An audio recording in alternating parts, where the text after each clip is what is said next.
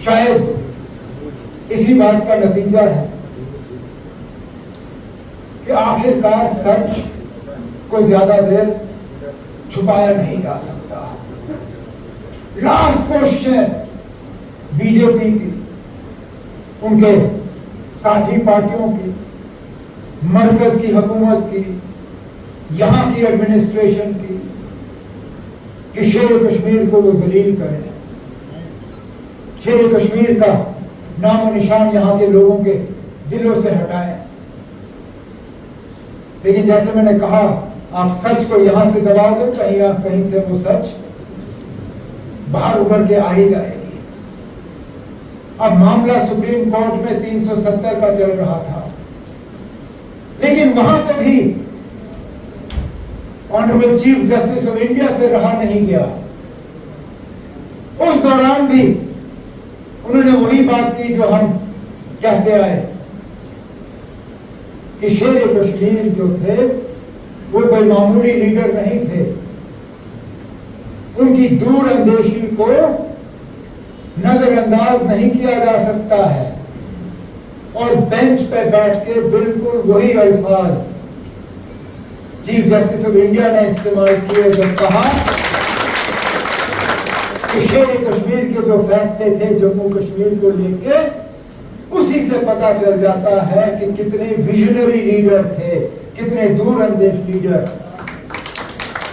जिस चीज की बात आज दुनिया में हो रही है, जिसको अंग्रेजी में इकोनॉमिक इंटीग्रेशन की बात करते हैं, मतलब अपनी इकोनॉमी को दूसरे इकोनॉमियों के साथ जोड़ने की बात, वो बात शेर कश्मीर ने आज से 70 साल से पहले ये बात की। कोई मामूली छोटी बात नहीं है ये। तभी तो मैं कहता हूं कि कुछ तो है कि इनकी लाख कोशिशों के बावजूद आज भी हम यहां एक जगह मिलके एक दूसरे से बात कर पाते हैं। और हमारी बात में कुछ लोग वजन देखते हैं। शायद ये इस बात का भी नतीजा है कि हम लोगों को धोखा नहीं देते, लोगों को गलत रास्ते की तरफ नहीं लेते। 35-40 साल पहले जब यहां कश्मीर में हालात बिगड़ना शुरू हो गए थे, उस वक्त भी जब बंदूक की बात चली तो हमारे कायद जनाब फारूक अब्दुल्ला साहब ने हजरतगंज में तकरीर की और जम्मू कश्मीर के नौजवानों को कहा कि नौजवानों ये बंदूक मत उठाओ, इसमें सिर्फ और सिर्फ हमारी तबाही और बर्बादी लिखी हुई है। अगर आपको फारूक अब्दुल्ला पसंद नहीं है मैं चला जाऊंगा, लेकिन कम से कम फारूक अब्दुल्ला को हटाने के लिए इस बंदूक का सहारा मत लीजिए। वो दिन और ये दिन साबित हुआ कितनी तबाही और बर्बादी इस बंदूक ने लाई। कब्रिस्तान के कब्रिस्तान भर गए। जिस दफ्तर में हम खड़े हैं, सैलाब से पहले यही कमरा तस्वीरों से भरा होता था। इन दीवारों पे उन मेरे साथियों के तस्वीर होते थे जिन्होंने इन 30-35 सालों में अपनी जान की कुर्बानी दी, सिर्फ इसलिए क्योंकि वो जम्मू कश्मीर के लोगों को गुमराह करने के लिए तैयार नहीं थे। वो बार बार कहते रहे कि अगर जम्मू कश्मीर में कुछ हासिल करना है तो इसी मुल्क से हासिल करना है, इस मुल्क के आईन से हासिल करना है। 2019 के बाद भी जब कुछ लोग हमें झांसा देते थे, हमें छेड़ने की कोशिश करते थे, कहते थे आप लोग सड़कों में क्यों नहीं उतरते हो, नौजवानों से एहतजाज क्यों नहीं कराते हो। उनसे कहता था आप एहतजाज से हमने कुछ नहीं हासिल किया। यहां के नौजवानों को हाथ में पत्थर देके उनके मुस्तकबिल के साथ खिलवाड़ नहीं करना चाहता हूं। हम लड़ेंगे तो अदालत में लड़ेंगे, हम लड़ेंगे तो जमहूरी तरीके से लड़ेंगे, हम लड़ेंगे तो आईनी तरीके से लड़ेंगे और बिल्कुल अपने अल्फाजों पे हम कायम रहे। आज मुझे उस बात की तसल्ली है कि इससे बेहतर हम कर नहीं सकते थे। इस मुल्क के सबसे बेहतरीन से बेहतरीन वकील, अगर इस मुल्क के 5 बेहतरीन वकील के नाम आप गिनोगे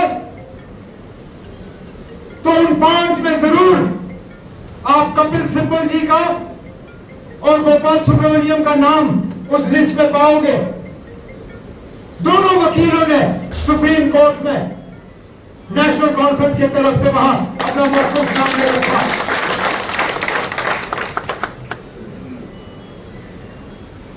मैं कुछ हद तक इस बात को अपनी छोटी सी कामयाबी समझता हूं। तो जो लीडर कल तक कह रहे थे कि 370 गया, इसको भूल जाओ, ये कभी वापस आने वाला नहीं है, उन्होंने भी अब करवट ली, उनकी तकरीरों में भी बदलाव आया।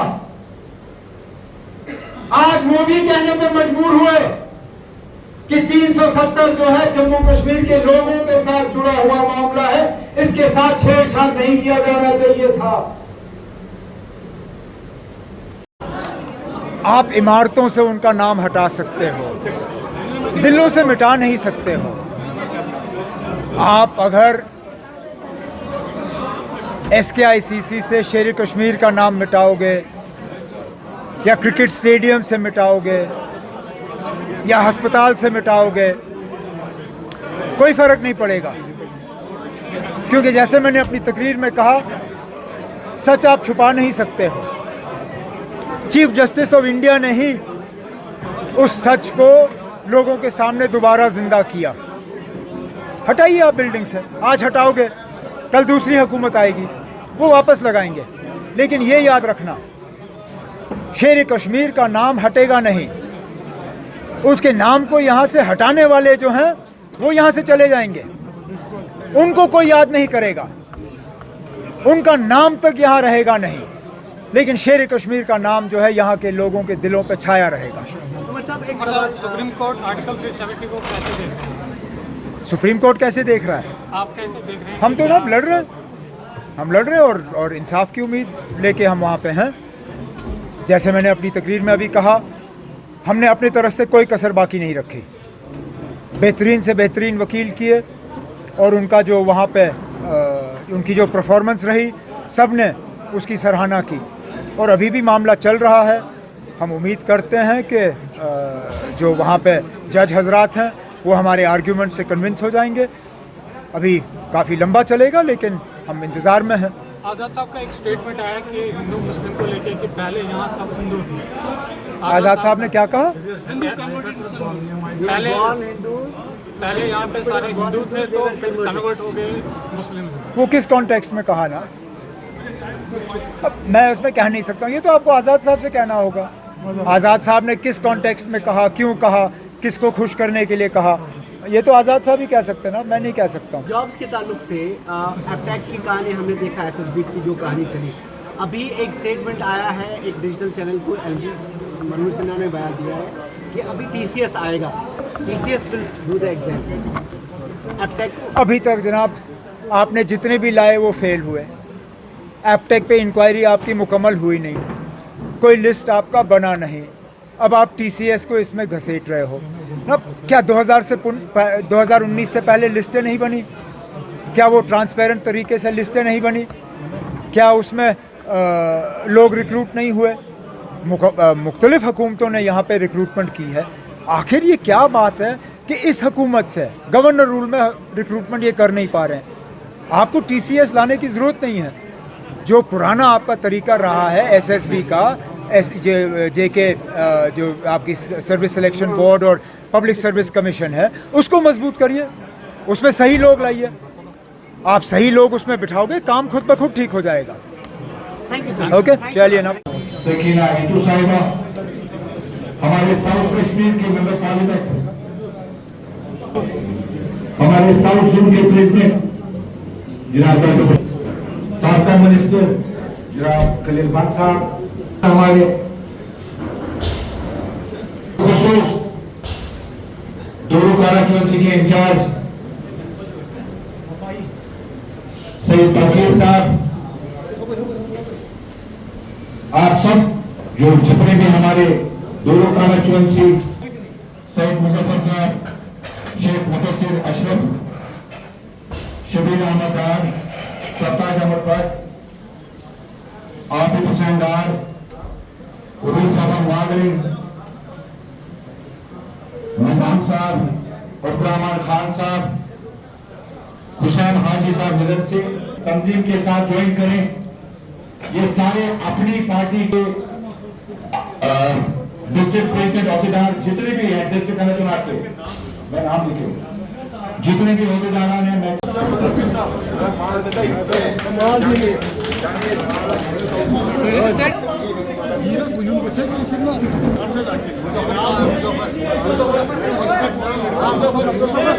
मुजफ्फर अहमद खान जो डिस्ट्रिक्ट कोऑर्डिनेटर जम्मू कश्मीर अपनी पार्टी, मुजफ्फर अहमद खान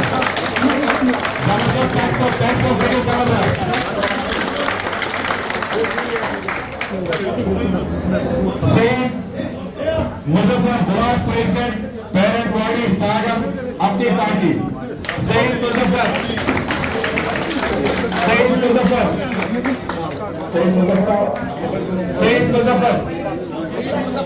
आया, Shabir Ahmad Dar youth block president, Shabir Ahmad डार,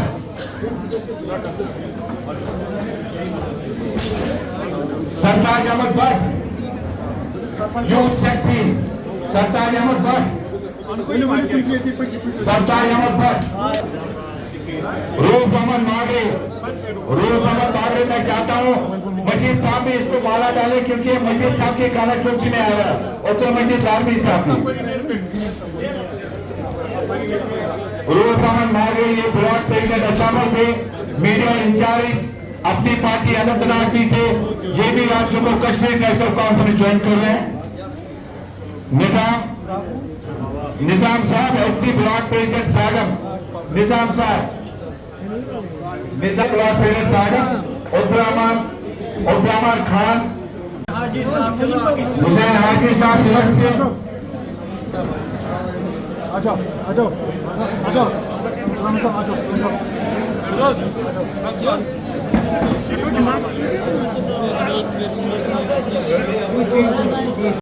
क्या करें जवाब महसूस करें फिल्म नारा जोर से जोर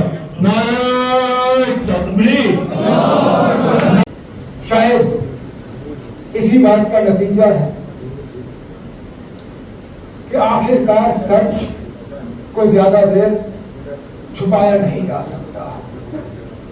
लाख कोशिशें बीजेपी की, उनके साथी पार्टियों की, मरकज की हुकूमत की, यहाँ की एडमिनिस्ट्रेशन की कि शेर कश्मीर को वो जलील करें, शेर कश्मीर का नामो निशान यहाँ के लोगों के दिलों से हटाएं। लेकिन जैसे मैंने कहा, आप सच को यहां से दबाओगे कहीं से वो सच बाहर उभर के आ ही जाएगी।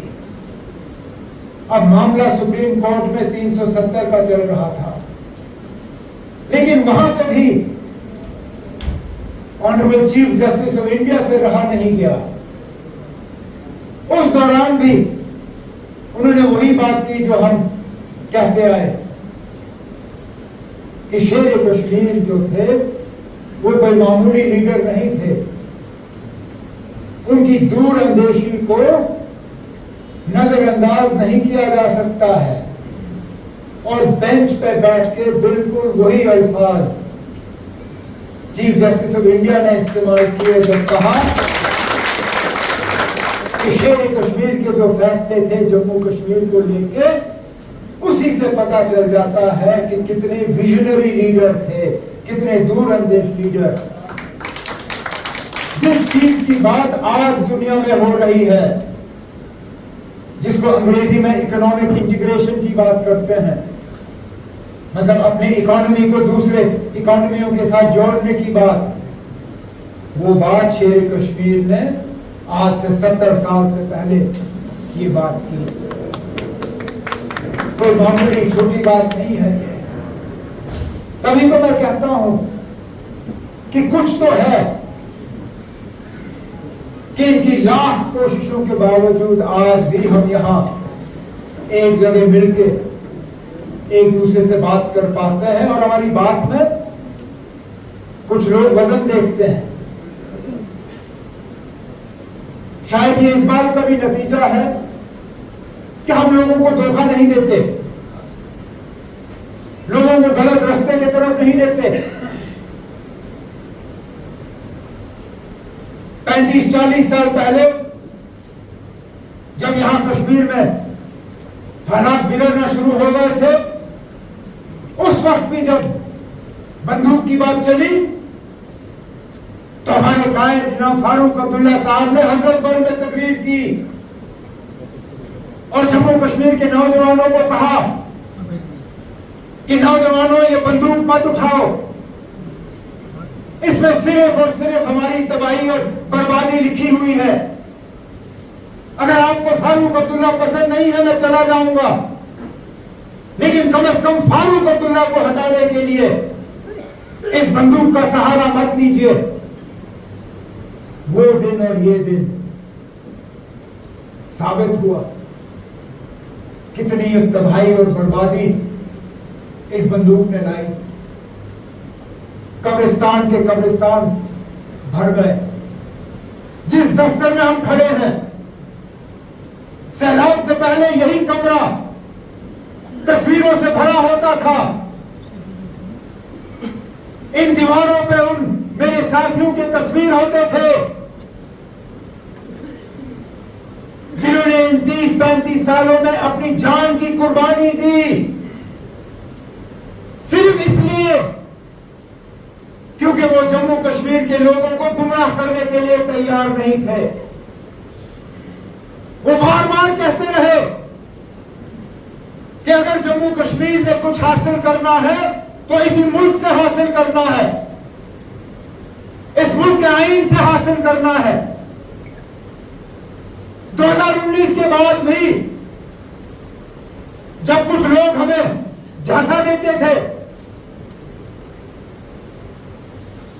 हमें छेड़ने की कोशिश करते थे, कहते थे आप लोग सड़कों में क्यों नहीं उतरते हो, नौजवानों से एहतजाज क्यों नहीं कराते हो। उनसे कहता था आप एहतजाज से हमने कुछ नहीं हासिल किया। यहां के नौजवानों को हाथ में पत्थर देके मैं उनके मुस्तकबिल के साथ खिलवाड़ नहीं करना चाहता हूं। हम लड़ेंगे तो अदालत में लड़ेंगे, हम लड़ेंगे तो जमहूरी तरीके से लड़ेंगे, हम लड़ेंगे तो आईनी तरीके से लड़ेंगे, और बिल्कुल अपने अल्फाजों पे हम कायम रहे। आज मुझे उस बात की तसल्ली है कि इससे बेहतर हम कर नहीं सकते थे। इस मुल्क के सबसे बेहतरीन से बेहतरीन वकील, अगर इस मुल्क के 5 बेहतरीन वकील के नाम आप गिनोगे तो उन 5 में जरूर आप कपिल सिब्बल जी का और गोपाल सुब्रमण्यम का नाम उस लिस्ट में पाओगे। दोनों वकीलों ने सुप्रीम कोर्ट में नेशनल कॉन्फ्रेंस की तरफ से वहां अपना मकसद सामने रखा।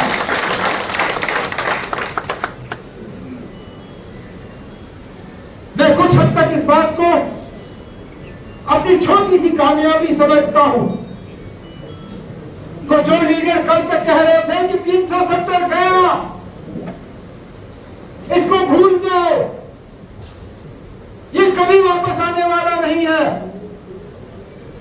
उन्होंने भी अब करवट ली, उनकी तकरीरों में भी बदलाव आया।